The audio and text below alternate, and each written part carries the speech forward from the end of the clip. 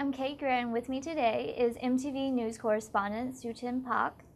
And you came and talked today with the the Asian American Association on campus, and you talked about teen politics, which is what you deal a lot with in your documentaries.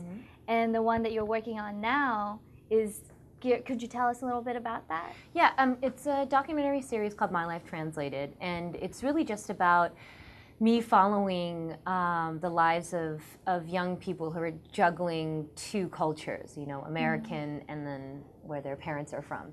And it's a story that's so familiar to me because it's my story.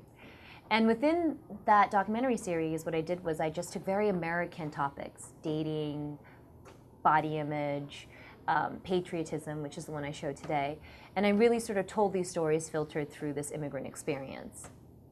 And you said it's really similar to your story. Yeah. So can you tell me just sort of like a little brief bio of what it was like growing up, you know, in an immigrant family yourself? Yeah.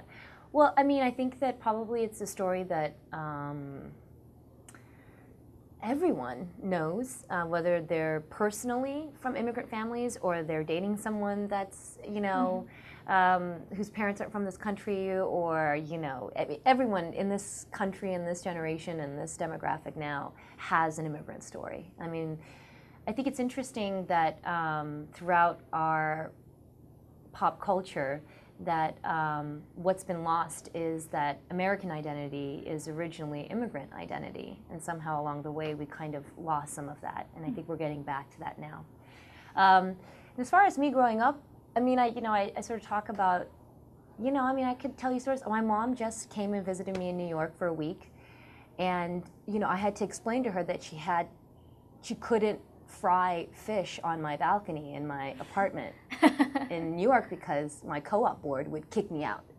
You know, and she's like, "What do you mean you can't fry fish? What kind of a country is it if you can't fry? How else am I supposed to cook the fish? Where am I supposed to cook the fish?" And I'm sitting there looking at her. That's the only way to eat fish. Yeah.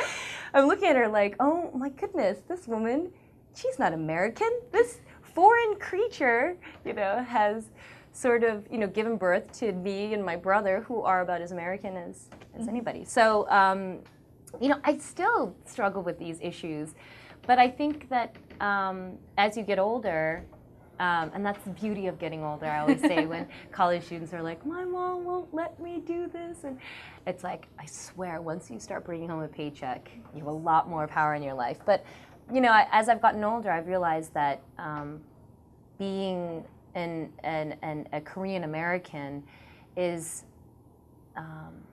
no longer something that I have to figure out a way around, but it's something that I'm really proud of. And I think that shows in the fact that I love to tell this story. And, you know, I do it with humor, hopefully, because it's all really amazing how it kind of, you know, comes full circle in the end. And as just one last question, what's really inspired you to kind of continue doing what you're doing? Yeah. What's really inspired me to continue what I'm doing, what's really inspired me is, this is the honest truth, and no cheese factor, hopefully, is really the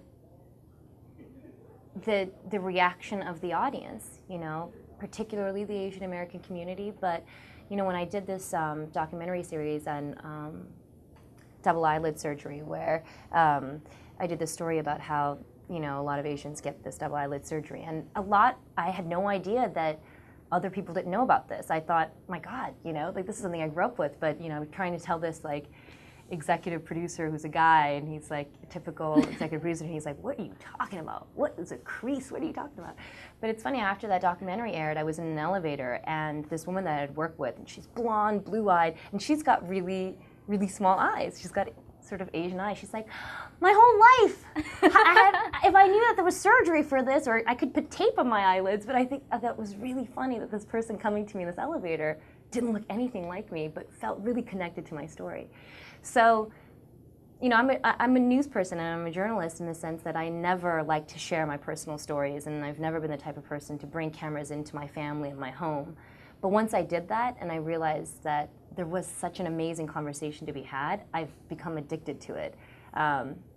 I will never be a reality TV star, but I think that there is some merit in telling your personal story along with the story that we all sort of are familiar with.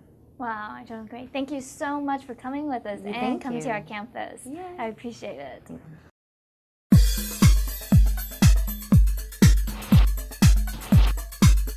Okay, all right, you guys know what to do. Check out dosome.net.